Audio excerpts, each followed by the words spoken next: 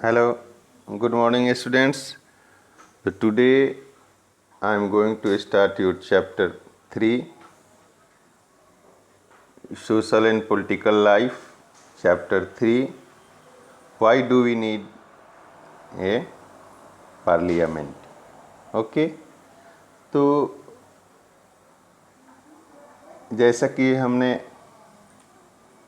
Class आपका लिया था और मैं बोला था कि आपके लिए पार्ट 1 का वीडियो मैं अपलोड करूँगा, तो आप लोग ज़रूर इसको देखेंगे। आई होप कि आपकी जो भी प्रॉब्लम होगी तो वो सॉर्ट आउट मैं करने का प्रयास किया हूँ इस वीडियो में। तो आइए, लेट मी मूव नाउ। जैसे कि आपको पता है कि चैप्टर है कि why do we need a parliament. तो हमारा जो देश था वो पहले डिफरेंट,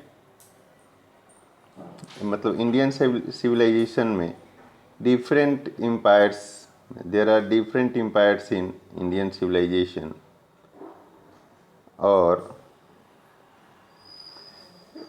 अलग अलग रजवाड़े थे, है ना। और हमारे देश में हर क्षेत्र एक दूसरे से बहुत ही डिफरेंट थे। तो एक समय ऐसा हुआ कि ये हर जो एम्पायर था वह सब एम्पायर्स ब्रिटिश रूल के अंदर आ गया। और पहले तो अलग अलग एम्पायर्स का इंडिया में राज था, डिफरेंट रीजन में। लेकिन एक समय आया जब ब्रिटिश ने इंडिया को अपने कब्जे में लिया और इन सभी रजवाड़े ब्रिटिश रूल के अंदर आ गए। तो पहले तो यह एम्पायर्स जो थे यह आपस में ही लड़ा करते थे अपने रीजन को बढ़ाने के लिए।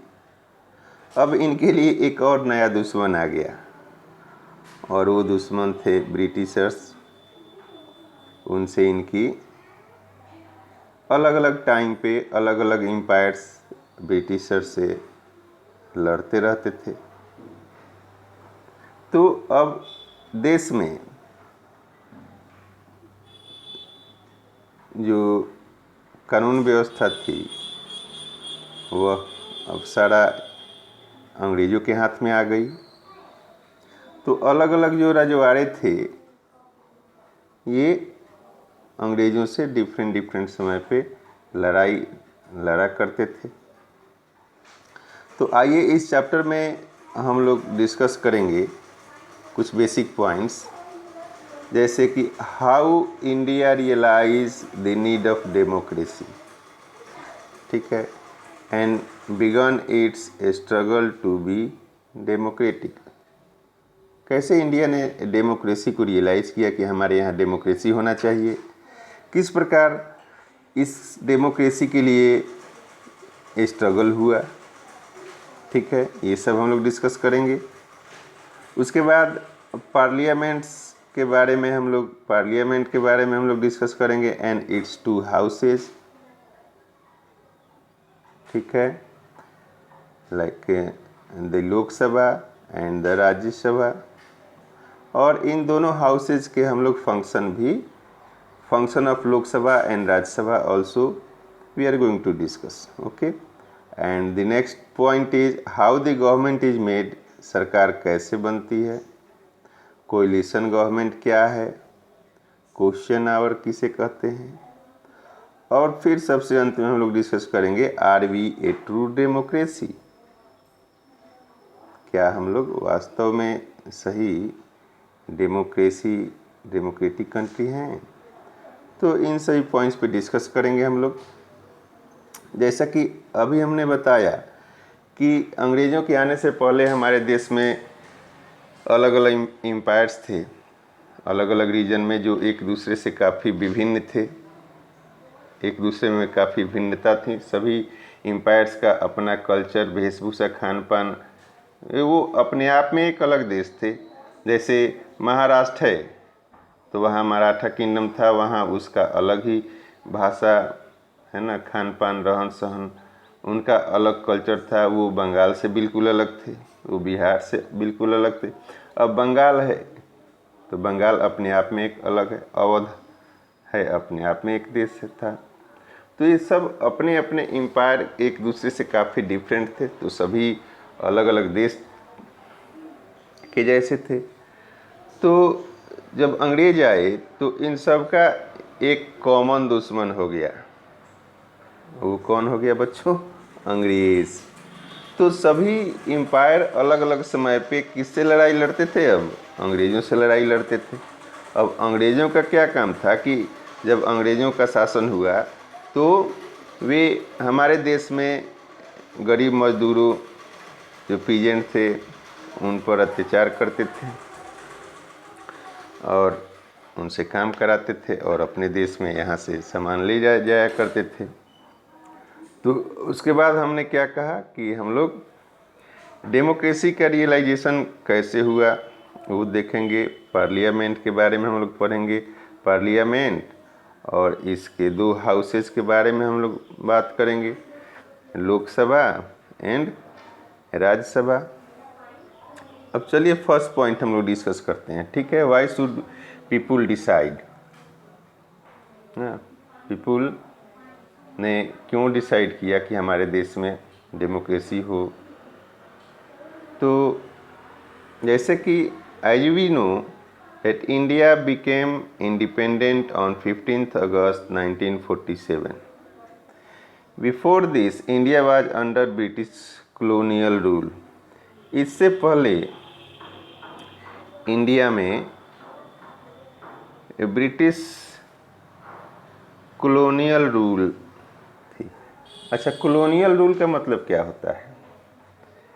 कॉलोनियल रूल जो है ये, इसको देखेंगे तो ये कॉलोनियल बना है कॉलोनी से, COLONY,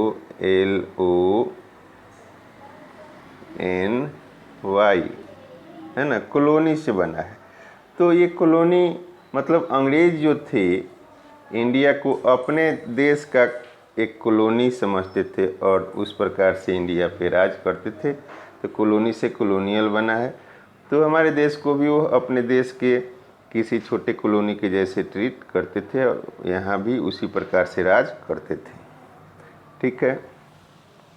तो जब देश आज़ाद हुआ 1947, 15 अगस्त 1947, तो लोगों के मन में यह एक विचार हुआ कि हमारा देश कैसे चलेगा।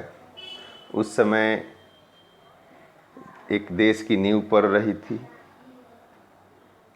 है ना, और वह देश इन सभी छोटे छोटे एम्पायर को मिला करके एक देश की नींव पड़ रही थी। और उस देश में कौन कैसे रहेगा, है ना, इसके लिए सभी लोग एक दूसरे से डिस्कशन कर रहे थे। Indians did not agree with many of the decisions that British took, जो लिया करते थे अंग्रेज़ों ने, तो इंडियन वो सभी एग्री नहीं करते थे। But they faced grave danger if they try to criticize those decision. जो भी अंग्रेज डिसीजन लेते थे उनको इंडियन तो फैक्ट है कि उसको पसंद नहीं करते थे, लेकिन वो उसका विरोध भी नहीं कर सकते थे, है ना। उसका रीज़न था कि विरोध करने पे जो विरोध करते थे उनको पनिशमेंट मिलता था, और पनिशमेंट जो मिलती थी वो काफ़ी क्रूएल पनिशमेंट होती थी। तो इसलिए जल्दी कोई आवाज़ उठाने की हिम्मत नहीं करता था अंग्रेज़ों के खिलाफ।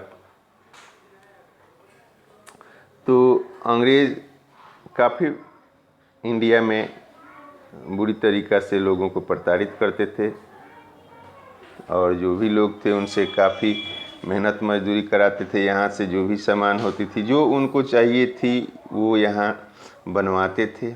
इंडिया में काफ़ी यूरोप से लोग आते थे, ठीक है, और इंडिया में जो भी वैल्यूएबल थिंग्स होते थे उसको ले जाया करते थे यहाँ से। The freedom movement change this situation, ठीक है। तो इन सभी स्थितियों को लेकर के एक देश में एक फ्रीडम मूवमेंट हुआ, ठीक है। इसके लीडर्स जो थे, the nationalist began to openly criticize the British government and make demands, ठीक है। अब जो नेशनलिस्ट थे वह अब खुलेआम अंग्रेज़ों के गवर्नमेंट की कोई भी नीति को क्रिटिसाइज करने लगे और डिमांड करने लगे। And 1885 the Indian national Congress demanded that there should be elected members in the legislature, ठीक है। तो 1885 में इंडियन नेशनल कांग्रेस जो एक बॉडी बना था, है ना, वो डिमांड किया कि नहीं, जो भी लेजिस्लेचर है अंग्रेज़ों का, जो कानून बनाने, लेजिस्लेचर मतलब जो कानून बनाने की जो ऑर्गेनाइजेशन है, उसमें इंडियन नेशनल कांग्रेस के भी मेंबर हों, ठीक है, ताकि वह देखेंगे कि कानून कैसा है, उसको रिव्यू करेंगे। With a right to discuss करेंगे, हमारे देश का बजट क्या है उस पर हम क्वेश्चन करने के लिए हमें राइट मिले। तो यह डिमांड होने से कुछ समय बाद the governments of India act 1909 allowed for some elected representation। तो लेजिस्लेचर ने, अंग्रेजों के लेजिस्लेचर ने कुछ लोगों को अलाउ किया। एक the government of India act बना 1909 में, वह अलाउ किया कि कुछ इंडियन नेशनल कांग्रेस के कुछ मेंबर को चुना जाएगा और वह अपना रिप्रेजेंटेशन देंगे, ठीक है। But they did not allow all adults to vote, लेकिन इन सब को वोट का अधिकार नहीं दिया गया। People participate in decision making, ठीक है, लोग डिसीजन मेकिंग में पार्टिसिपेट करना और वोट देने का अधिकार नहीं मिला। ऐसे ही हमारे देश में कुछ प्रबुद्ध लोगों को, है ना, कुछ प्रबुद्ध लोगों को इसमें शामिल किया गया, ठीक है। इस प्रकार से द फ्रीडम मूवमेंट जो है वह आगे बढ़ा और जैसे गांव में की जो स्थिति थी काफ़ी बदतर स्थिति थी, जो गरीब थे, ठीक है, और people from various background join the freedom struggle and they were inspired by the idea of freedom, equally and participation in decision making, okay. तो the freedom fighters try to make sure that the government of free India has to sensitive for people needs and demands, therefore they laid universal adult franchise in the constitution। तो सभी लोगों का अनुभव था अपना, तो इसलिए हमारे संविधान में एडल्ट फ्रेंचाइजी की व्यवस्था हुई ताकि सभी लोगों को वोट देने का अधिकार हो, ठीक है। तो यह एक विचार थी जो लोगों को एक साथ लाई और भारतीय संविधान इन सभी लोगों के अधिकारों को सुरक्षित करने का काम करती है। People from various background join the freedom struggle and they were inspired by the idea of freedom, equality and the participation in decision making, ठीक है। तो इस प्रकार से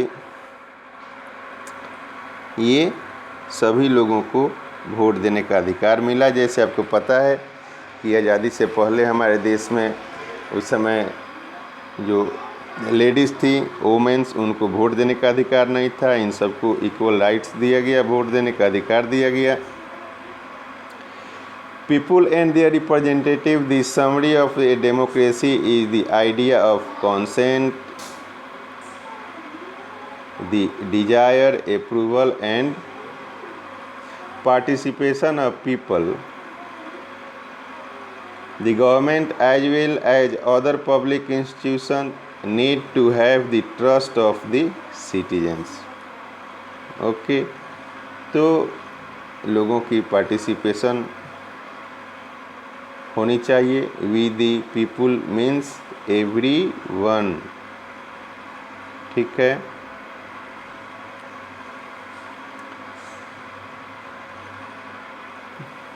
तो पीपुल वुड इलेक्ट, लोगों को अधिकार मिला। People would elect their representatives to the parliament and then one group form among those elected representative forms the government. अब जो लोग चुन के जाएंगे उनमें से, मल्टी पार्टी सिस्टम है हमारे इंडिया में, मल्टी डेमोक्रेसी है, इसमें जिस पार्टी को बहुमत मिलेगी वह पार्टी देश में सरकार बनाएगी। तो ऐसे हमारे संविधान में व्यवस्था किया गया। The parliament which is made up of all representatives together controls and guides the government. In this sense, people through their chosen representative forms the government and also control it. ठीक है। तो इस प्रकार से हमारे देश में सरकार बनती है और चलाई जाती है। लोग जब चुनाव होते हैं तो हमारे बीच में से लोग ही नेता बनते हैं और वह नॉमिनेशन फाइल करते हैं चुनाव के लिए, ठीक है। और उनमें से जो लोग जीतते हैं, जिनको ज़्यादा वोट मिलती है, वह जीत के एमपी मेंबर ऑफ पार्लियामेंट बन के जाते हैं, ठीक है। और वह उनके तरफ से अपना देश को चलाने में, सरकार बनाने में मदद करते हैं, ठीक है। हमारे देश में डिफरेंट पार्टियां हैं, सभी पार्टी इलेक्शन को फाइट करती है और जनता जिसको चुनती है वह लोग सरकार बनाते हैं, ठीक है। तो जब चुनाव होती है तो सभी लोगों को वोट देने का अधिकार, जैसे आपको पता है इंडियन एडल्ट जो फ्रेंचाइजी है उसमें 18 साल से सब उम्र से अधिक के जो लोग होते हैं उनको वोट देने का अधिकार होता है, ठीक है। और वो लोग अपना रिप्रेजेंटेटिव अपने इच्छा अनुसार चुन सकते हैं। और वे जो चुने हुए रिप्रेजेंटेटिव होते हैं वो लोकसभा के मेंबर होते हैं, पार्लियामेंट के मेंबर होते हैं, इसीलिए उनको कहा जाता है MP means member of parliament, ठीक है। और वो सभी मेंबर इस लोकसभा में के मेंबर होते हैं और यहाँ बैठते हैं और यहाँ बैठ कर के देश के लिए कानून बनाते हैं और जिस कानून से देश चलता है, ठीक है। People would elect their representative, ठीक है। The parliament then one group, ये गवर्नमेंट इस प्रकार से फॉर्म करते हैं, ठीक है। तो इस पार्लियामेंट, ये आपका पार्लियामेंट है, इसके 2 सदन हैं, लोकसभा एंड राज्यसभा, ठीक है। तो आइए अब पार्लियामेंट देखते हैं क्या है। The parliament of India is the supreme law making institution है। The parliament in our system has immense power because it is the representation of the people. It has 2 houses, Lok Sabha and Rajya Sabha, ठीक है। लोकसभा में देखें तो Lok Sabha house of the people इसको कहा जाता है, लोकसभा को हाउस ऑफ द पीपुल भी कहा जाता है। With the total member of 545 इसके टोटल मेंबर होते हैं। Is presided over by a speaker, इसका एक स्पीकर होते हैं जो लोकसभा के प्रेसिडेंट होते हैं।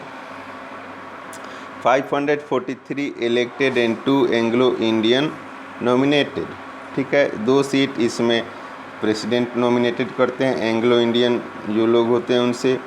और राज्यसभा में जो सीट होती है, राज्यसभा को काउंसिल ऑफ स्टेट कहा जाता है। विद द टोटल स्ट्रेंथ इसका 245 है members and is presided by vice president के माध्यम से इस राज्यसभा को चलाया जाता है। राज्यसभा का जो प्रेसिडेंट होते हैं वाइस प्रेसिडेंट होते हैं। 233 इलेक्टेड रिप्रेजेंटेटिव होते हैं एंड 12 सीट रिजर्व होता है जिसको राष्ट्रपति डायरेक्ट मनोनीत करते हैं, ठीक है। तो इस प्रकार से लोकसभा और राज्यसभा दोनों के बारे में हमने आपको बताया। और एंग्लो इंडियन जैसे कि मैंने आपको बताया था, तो ये एंग्लो इंडियन जो होते हैं, जो आज़ादी से पहले से ही जो इंग्लैंडियन इंडिया में रह गए, उनको इंडियन नागरिकता ले लिए, इंडिया को ही अपना देश बना लिए, तो उन लोगों के लिए भी हमारे संविधान में व्यवस्था की गई कि उन लोगों को भी हमारे पार्लियामेंट में सीटें मिलेगी, वो लोग भी डिसीजन मेकिंग में अपना योगदान कर सकते हैं। तो वही सीट जो है राज्यसभा में 12 सीट्स हैं और लोकसभा में 2 सीट्स हैं। ये सीट जो हैं प्रेसिडेंट डायरेक्ट नॉमिनेट करते हैं। तो इस प्रकार से इन लोगों को भी लोकसभा और राज्यसभा में नॉमिनेशन मिलता है एंग्लो इंडियन को। और देश का जो कानून है ना, देश में कोर्ट है, न्यायपालिका, जो इन सभी हमारे संविधान को क्या इम्प्लीमेंट कराती है, कहीं सबको न्याय देने की व्यवस्था करती है, सबको न्याय देती है, ठीक है। The Lok Sabha is usually elected once every 5 years, 5 साल में लोकसभा का चुनाव होता है। The country is divided into numbers constituencies, हमारा जो कंट्री है 545 कॉन्स्टिट्यूएंसी में डिवाइड है, ठीक है।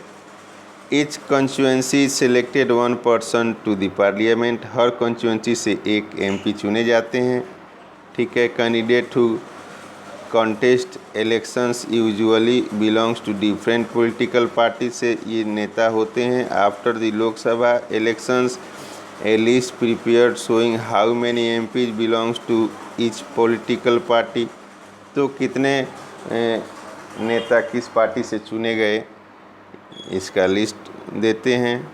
उसके बाद ये सभी जो कॉन्स्टिट्यूएंसी है, इन सभी कॉन्स्टिट्यूएंसी में देश में एक साथ अलग अलग डेट में चुनाव होता है और यहाँ से मेंबर ऑफ पार्लियामेंट चुन के जाते हैं, ठीक है। तो फॉर ए पॉलिटिकल पार्टी, बच्चों, for a political party to form a government बनाने के लिए they must have a majority of elected MPs का उनके पास मेजॉरिटी होना चाहिए, बहुमत होना चाहिए। और बहुमत किसको बोलते हैं, तो there are 543 elected members in Lok Sabha, 10 majority party should have at least the number is 272 members और मोर, कम से कम 272 से अधिक है ना मेंबर एमपीज़ के होने चाहिए मेजॉरिटी पार्टी के पास।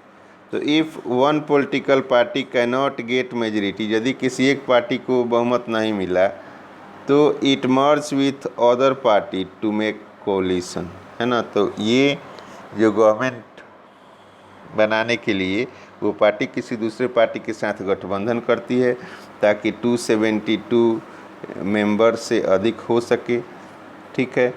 तो इससे अधिक मेंबर हो जाते हैं तो गठबंधन करके, यदि किसी एक को बहुमत नहीं मिला तो गठबंधन करके ये सरकार बनाते हैं। उसी को गठबंधन सरकार को ही कोलिशन गवर्नमेंट कहा जाता है।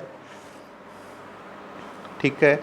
The opposition in parliament is form by all the political party that oppose the majority parties. ठीक है। अपोजिशन जो होता है वो विपक्ष कहलाता है। जिस पार्टी को बहुमत नहीं मिल पाती है सरकार बनाने के लिए, वो सभी पार्टियां मिल करके एक अपोजिशन बनाती है, विपक्ष बनाती है और सरकार को अपोज करती है। ठीक है। तो coalition form the largest among those party is called opposition. Okay. तो इस प्रकार से सरकार बनाने के लिए कम से कम मेजॉरिटी पार्टी को मोर देन 50% सीट चाहिए। ठीक है। तो जिसके पास भी मोर देन 51% सीट आती है वह मेजॉरिटी पार्टी कहलाती है और वह देश में सरकार बनाती है। और जिन पार्टियों के पास बहुमत नहीं होता है वह मिल करके देश के लिए विपक्ष बनाते हैं और वो अपोजिशन में बैठते हैं और वो अपोजिशन पार्टी कहलाते हैं। ठीक है। तो जैसे देश में 2014 से पहले यूपीए गवर्नमेंट थी, यूपीए भी क्या है, एक कोलिशन की गवर्नमेंट थी। कोलिशन मीन्स गठबंधन की सरकार थी जिसके प्राइम मिनिस्टर कौन थे, मनमोहन सिंह थे। ठीक है। इसमें कई पार्टियां मिल करके सरकार बनाई थी।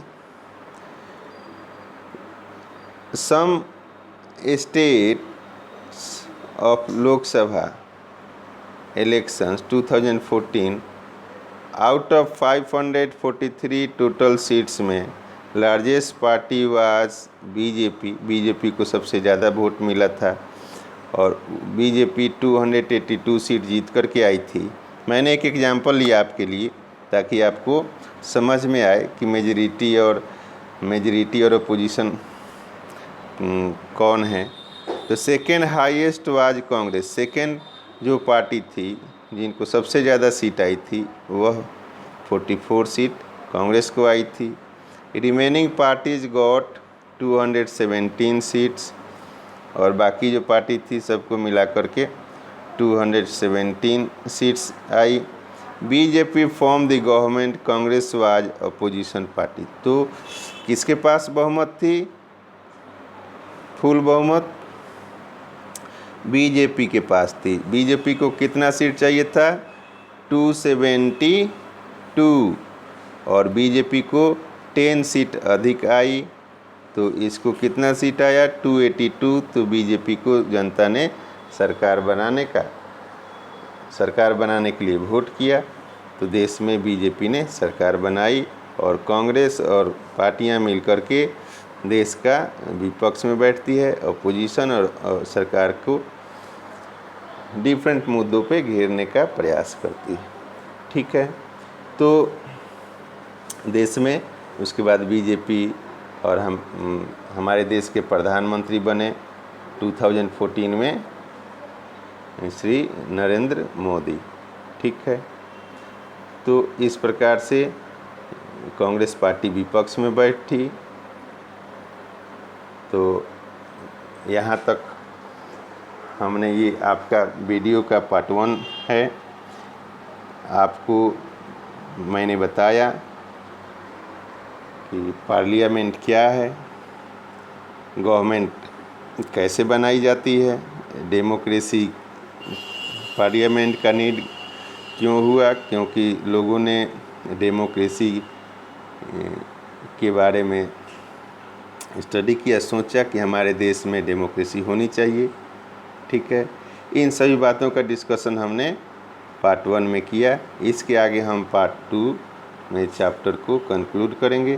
तब तक के लिए बहुत बहुत धन्यवाद।